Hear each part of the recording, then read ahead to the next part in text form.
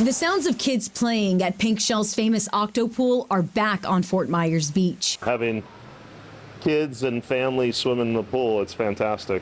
I bet you the sound itself of that is pretty great to hear, knowing how silent it was the last time we were here. That and not having to wear hard hats. Because the last time we were here with General Manager Bill Wachulis, only sounds of construction crews filled the space.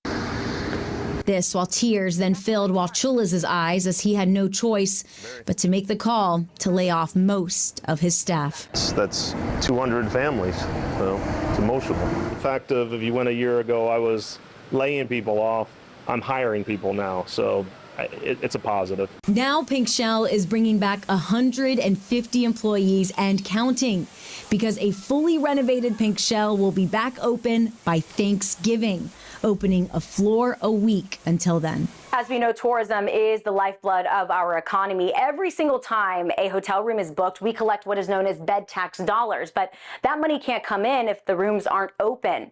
A recent report shows just how many rooms are open. On Fort Myers Beach alone, look at this, only 29% of rooms are back open, including here at the Pink Shell Resort.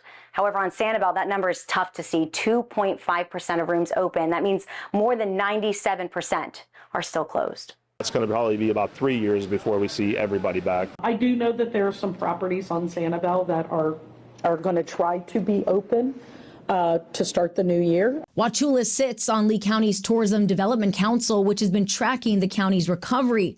No surprise, at last check, we were down nearly 50% in those vital tax dollars. We're at 30.1 million, a decline of about 46%.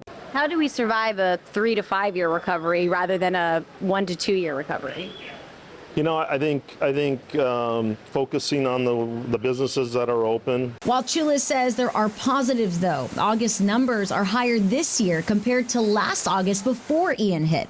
Up 7%. This thanks to construction crews filling in empty hotel rooms during the off-season. Another positive, the opening of Margaritaville Resort. One of the best things that happened to Fort Myers Beach is Margaritaville coming online.